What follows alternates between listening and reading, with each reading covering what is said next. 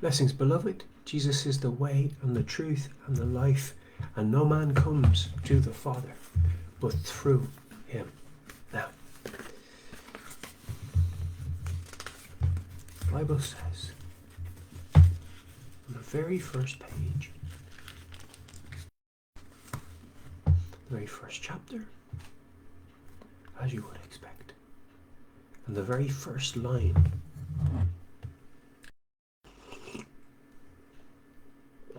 it says, "In the beginning, God created the heaven and the earth." How exactly God creates is not known to man, other than he speaks things into existence. He calls them forth. He speaks, therefore, the language of God, the creative language of God. He forms things. We know that. That's language used in the Bible. But God's creating things. He forms them. Wow. He creates things seamlessly.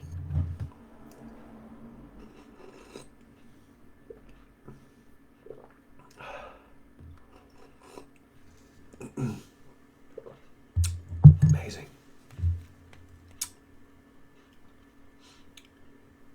I want you to imagine for a moment that every word I speak from here on is the absolute truth, and that anything that is contrary to it is a lie presented by the world. I know that to be the case, but if you're doubting, then explore this. In the beginning, God created the heaven and the earth. So here we see, and I've said this before in many videos, in the beginning God created the heavens and the earth tells us that God created time, space, and matter. God, in the beginning time, you have to have time to have a beginning, created heaven, space, right? So there's the space. The heavens is a space, therefore we can deduce. And the earth is matter, therefore. We know that the earth is made out of something. That's matter, material. It is soil, isn't it?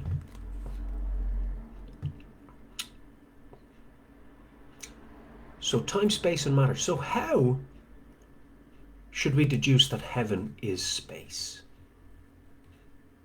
Outer space? No, not outer space. Inner space. Inner space? Inside what? The firmament. The Bible hasn't said that yet. We'll get to that though. The firmament is the space. It's like a dome shape placed in the midst of the waters to create space underneath that dome, which would then separate the water from the water. So let's read that again. The only reason I'm elaborating a little bit on that is just to show you that time, space, and matter were created at the same time. In the beginning, God created the heaven and the earth. Time, space, and matter. Time, the beginning, past, present, future. Space, height,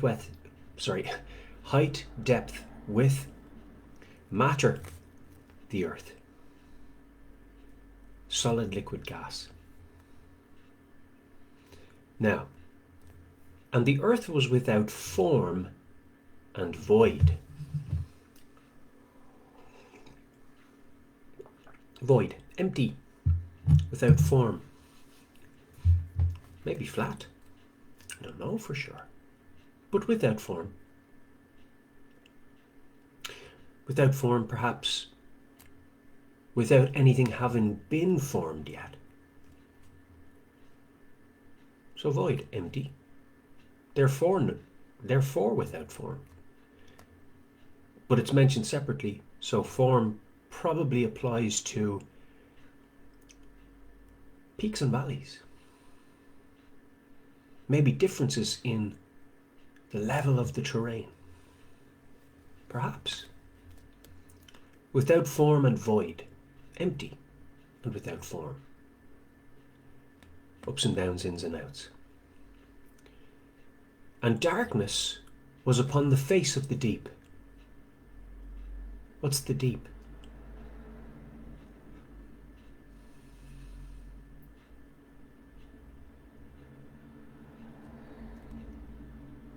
The deep is the water.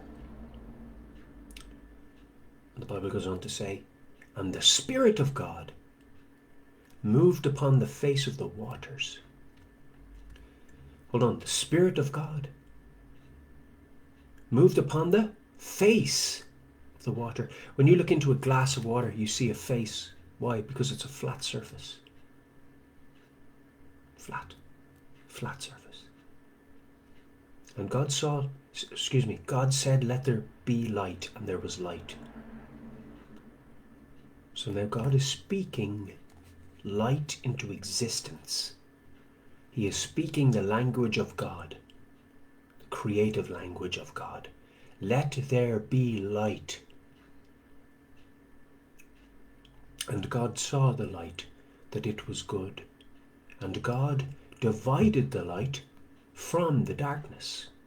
So now you have a division between the light and the darkness, which is observable even in this video. If you look behind me, you will see light does not mix with darkness. Light shining on the curtain does not mix with the shadow behind it. Light and dark don't mix. And the Spirit of God moved upon the face of the waters, and God said, let there be light, and there was light, and God saw the light, that it was good, and God divided the light from the darkness. Okay. And God called the light day, and the darkness he called night. Okay. So God has called the light day and the darkness night before he created the sun, the moon, and the stars. Note that.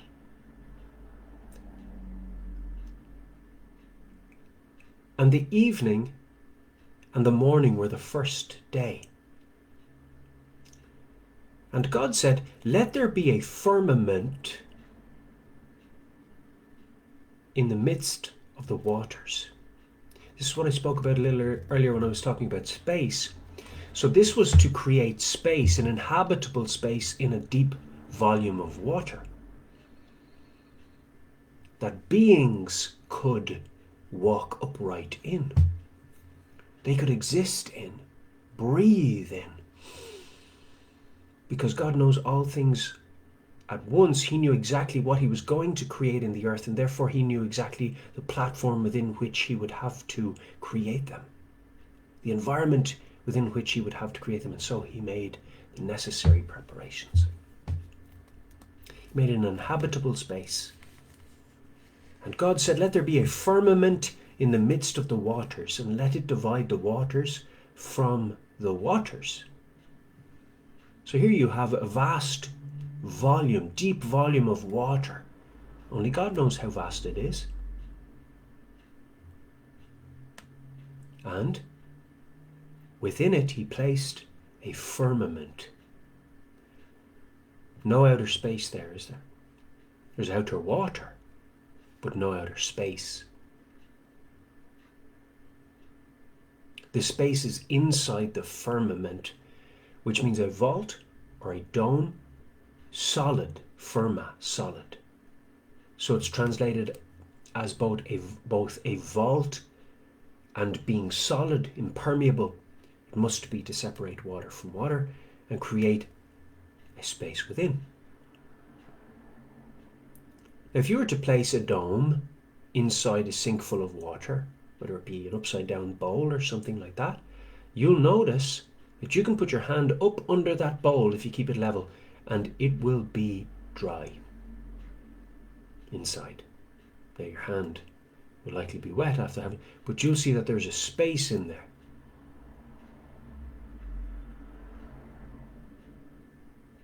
inside that bowl, that upturned bowl.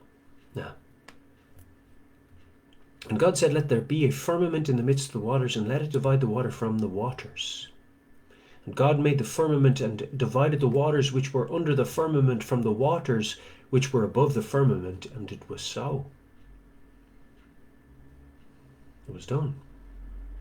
And God called the firmament heaven. Inside that solid, firm structure, dome-like structure, was called heaven. That space. God created the heaven, the space, and the earth, the matter. And God called the firmament heaven. And the evening and the morning were the second day. And and God said, let the waters under the heaven be gathered together unto one place. Unto one place. Let the waters under the heaven, the waters under that upturned bowl, sort of thing, the firmament. Let the waters under the heaven be gathered together unto one place. The waters under the heavens be gathered together unto one place. And let the dry land appear, and it was so. Now, we know prior to the flood of Noah, there was a different terraforming. There was a different shape to the earth, which was changed by the flood of Noah. And so the waters also likely changed. So prior to that, the waters had a specific structure, a purpose-built structure. And let the dry land appear, and it was so. And God called the dry land earth, and the gathering together of the waters he called seas. And God saw that it was good. And God said, let the earth bring forth grass, the herb yielding seed, and the fruit tree yielding fruit after his kind. Now, we can observe today, if you go to a lemon tree, you take a lemon, you open it, you find a lemon seed. Question: where did the first lemon seed come from to make the first lemon tree?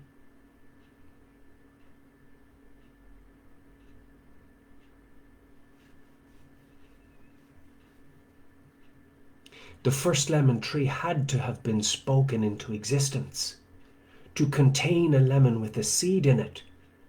And this is exactly what the Bible says. Case in point, proven. And God said, let the earth bring forth grass, the herb yielding seed, and the fruit tree yielding fruit, after his kind, whose seed is in itself, upon the earth. And it was so. Who would have thought the world, in all of its deceptions, could conceal something so simple and so empirically proving the creation account? But it's just totally overlooked. Every time you open a piece of fruit, there's a seed. Where did the first tree come from if a seed was required, and the seed is in the fruit, and the tree has to come before the fruit in order for the seed to be in the fruit? Right? Would you agree that the first tree must have had the potential to bring forth this fruit with the seed in it, or you wouldn't have had the second tree that came from the first tree? We can all agree on that. That's basic cause and effect. So where did the first tree come from if it wasn't spoken into existence? Are you going to use this whole evolution term without fully understanding what you're talking about? There's not much to understand. If a tree wasn't created with the ability to bring forth fruit and seed, the second tree could never have existed. If there was no tree, you couldn't have had the seed. Do you get the point? Because it's in the fruit. I think I've rephrased that enough times. Sometimes one way something is spoken, it doesn't land, but the second way it's phrased, it does. So that's why I've repeated that a few different ways, said it a few different ways. And God said, let the earth bring forth grass, the herb yielding seed, and the fruit tree yielding fruit after his kind, whose seed is in itself upon the earth, and it was so. And the earth brought forth grass and herb yielding seed after his kind, and the tree yielding fruit, whose seed was in itself after his kind. And God saw that it was good. And the evening and the morning were the third day. And God said, let there be lights in the firmament of the heaven, inside the space, inside the upturned bowl, inside the vault-like, dome-like structure that's placed in the deep water, inside it again. And God said, let there be lights in the firmament of the heaven to divide the day from the night, and let them be for signs and for seasons and for days and years. Do you see that? Heaven to divide the day from the night, and let them be for signs and for seasons and for days and years. Okay, hold on a second. So we had read that God called light day and darkness night prior to the creation of the sun and moon and stars. But now he's creating a timepiece, something to create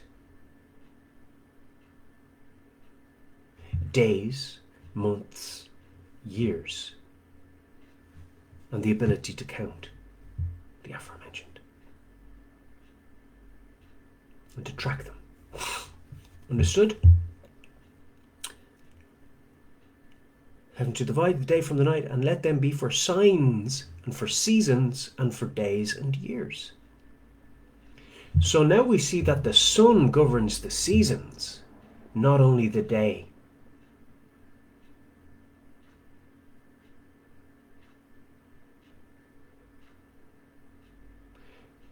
The sun inside the dome orders the seasons as well as the day.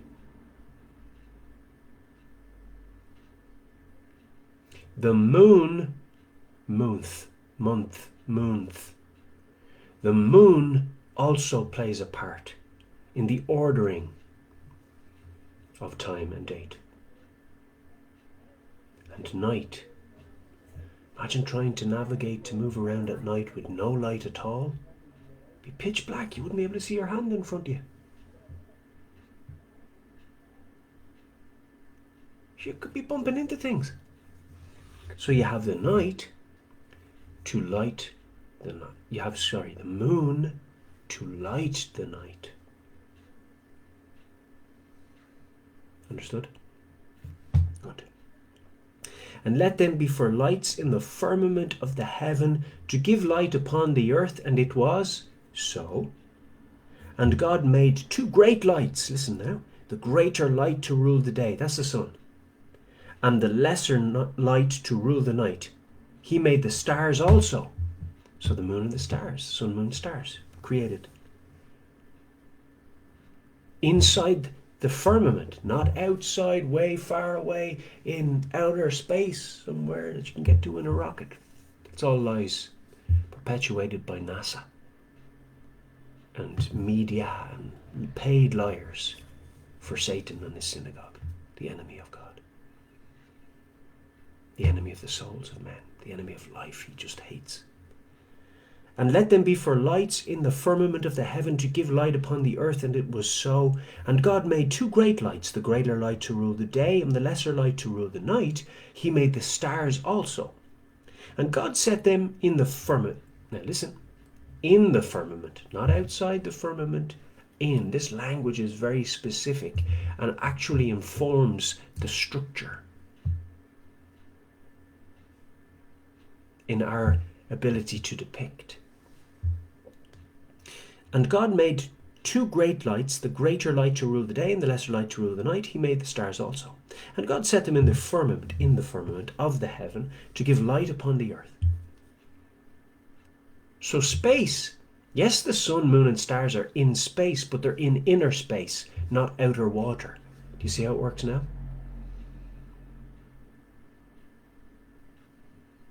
So it's correct to say the sun, moon, and stars are in space, but space hasn't been properly represented by NASA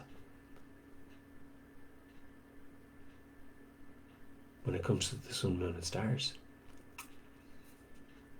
It's inner space, the only space, because outside is the great deep, as spoken about in Genesis, the book of the Bible.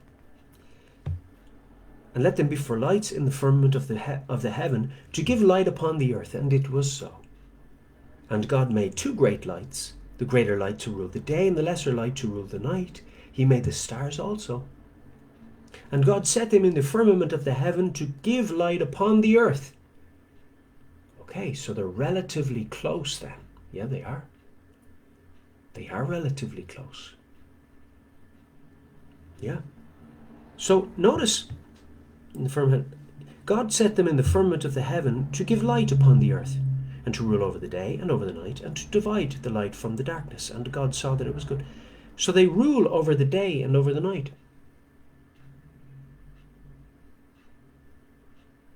The sun gives heat. We know that, don't we? It's providing the necessary heat and light. Beautiful.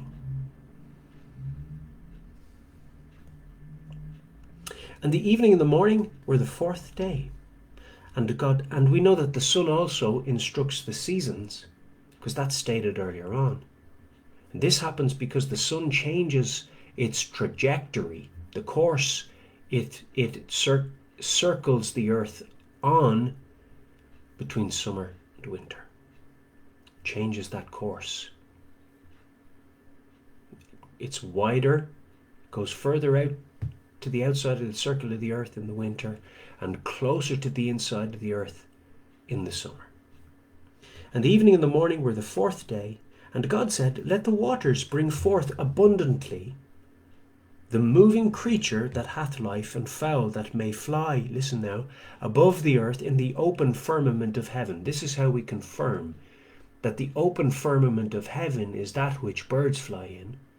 Therefore it is inner space. So heaven is actually the sky where the clouds are. That's heaven. It's one of the heavens. There are more than one heaven. There is more than one heaven. There are heavens. And God created great whales, wow, and every living creature that moveth, which the waters brought forth abundantly after their kind, and every winged fowl after his kind. And God saw that it was good. Now when God says good, he means perfect, right? Without mistake, without problem. And God blessed them, saying, be fruitful and multiply, and fill the waters in the seas, and let fowl multiply in the earth. You see what's happening here? So first we had the necessary food. The ecosystem was created. Right. Well, what do we know, scientifically speaking, that the ecosystem provides? Oxygen. Okay. So now we have a space inhabitable, and we have the production of oxygen provided by the ecosystem, by the vegetation. Now we have a source of oxygen and a source of space. Earth, necessary food, water, etc. Calories, energy. All of that potential is there in the ecosystem that was created. And God blessed them, saying, be fruitful and multiply, and fill the waters in the seas, and let fowl multiply in the earth. And the evening and the morning were the fifth day. Some of the life forms in the sea are so complex. It's truly amazing to behold. And the evening and the morning were the fifth day. And God said, let the earth bring forth the living creature after his kind, cattle and creeping thing and beast of the earth, and after his kind. And it was so. So now you have reproductive organs being built into the creatures so that they can bring forth after their kind. The miracle of conception, built into even creatures of the field, to bring forth after their kind, because God created a space habitable, with food reproducible, with necessary oxygen reproducible. There's the ecosystem. Now he has the animals able to perpetually reproduce. Here you have the recipe for eternal life. Perpetuated, controlled. Understood? And God blessed them, saying, be fruitful and multiply, and fill the waters and the seas, and let fowl multiply in the earth. And the evening and the morning were the fifth day. And God said, let the earth bring forth the living creature after his kind, cattle and creeping thing, and beast of the earth after his kind. And it was so. And God made the beast of the earth after his kind, and cattle after their kind, and everything that creepeth upon the earth after his kind. And God saw that it was good. And God said, let us make man. Now this is huge. Let us make man in our image. Wow. The Creator has decided to produce a creature that is after his image, with a heart, a mind, a brain, an ability to think, an awareness, and a conscience, an ability to emote, to talk, to speak, to communicate, to express, to be influenced, inspired, impressed. All of those dynamics built into a creature.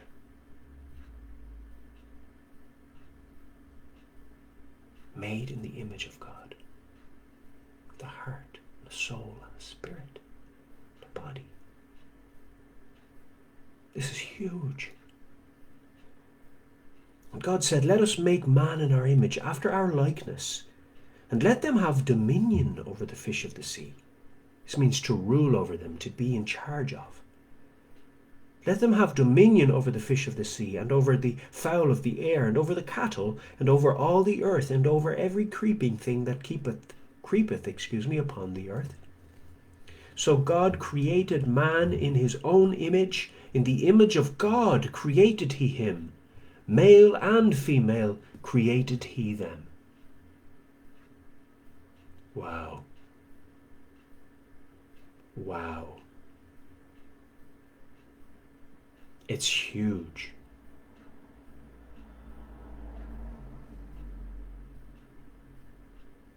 It's huge. Breathing, thinking, feeling. Creatures with moral understanding. The ability to understand complex things like wisdom and precepts and principles and premises and promises. All of these things, huge. Souls, spirits created.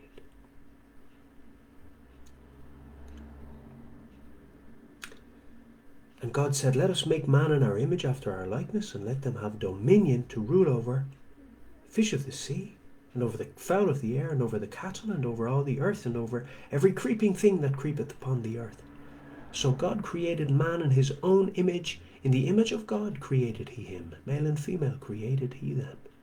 And God blessed them, and God said unto them, be fruitful, and multiply, replenish the earth, and subdue it, and have dominion over the fish of the sea, and over the fowl of the air, and over every living thing that moveth upon the earth. And God said, Behold, I have given you every herb bearing seed, which is upon the face of all the earth, and every tree in which is the fruit of a tree, yielding seed. To you it shall be for meat. So here you see that God is declaring to man at the beginning that he is a frugivore. He should eat fruit and herbs, and that's it. And even to this day, men do very well eating such a diet.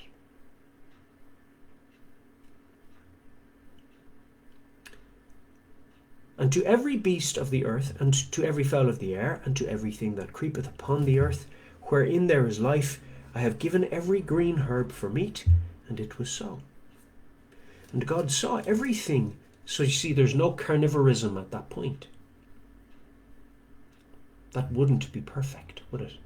They're not even eating the roots of the plants.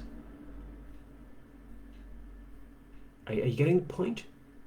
Because this is a perfect system. So they're not digging up potatoes and cooking them. Do you understand what I'm saying? They're only consuming what is above the ground and hanging out of a tree. Are you getting the picture? Both animals and man.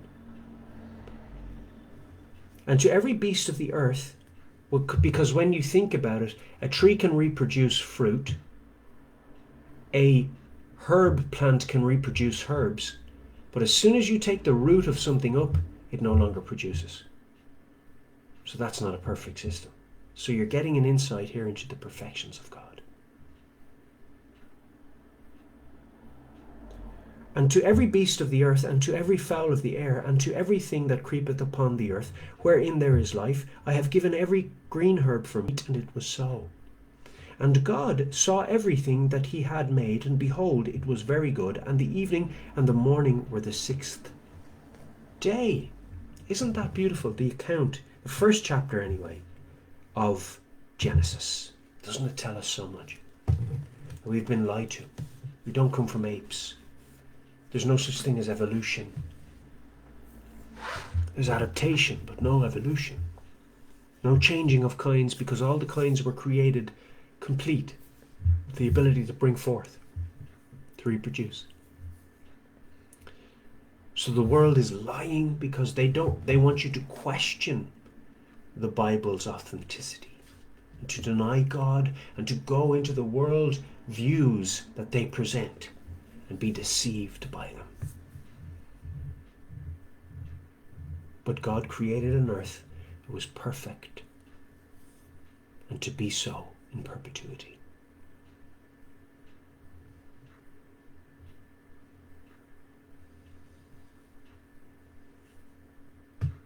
He created an earth with the potential for perfect peace.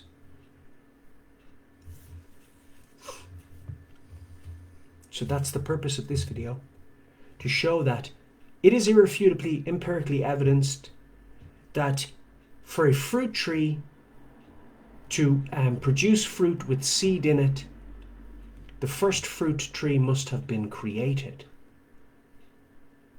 Because how can something evolve to produce fruit? Surely one plant life wouldn't exist long enough to evolve the ability to produce fruit, so that there would be a seed in order to produce one of the same type of tree or plant. That doesn't make any sense. We know that plants reproduce and trees reproduce as a result of seed. So if you think that it takes millions, they say it takes millions of years for things to evolve. Well, if plant life took a long time to evolve, how did one type of plant survive long enough to produce fruit? That would be impossible. There's no such life form on the earth that survives that long in terms of plant life, according to how they profess or purport that evolution works over long periods of time, shaped by different conditions. It doesn't work out for the old fruit tree there. must have been spoken into existence, exactly how the Bible says, with the ability to produce fruit and contain the seed in that fruit. So simply by reading Genesis, we refute evolution because we have the empirical evidence. Next time, open a tomato, the seed is in it. Open a cucumber, the seed is in it. Open a lemon, the seed is in it. Orange, seed. Pumpkin, seed in it. Do you see the point? Fruit, fruit, fruit, fruit, fruit. Yeah, pumpkin's technically a fruit, yeah. Not from a fruit tree, though. But it's a fruit because it technically it fits into that category because it has the seed in it to produce another plant, which would produce the next fruit. So do you see how that works? That system? That system refutes evolution. Something to think about. Your teachers are lying to you. Blessings. I love you. Jesus is Lord. He doesn't lie.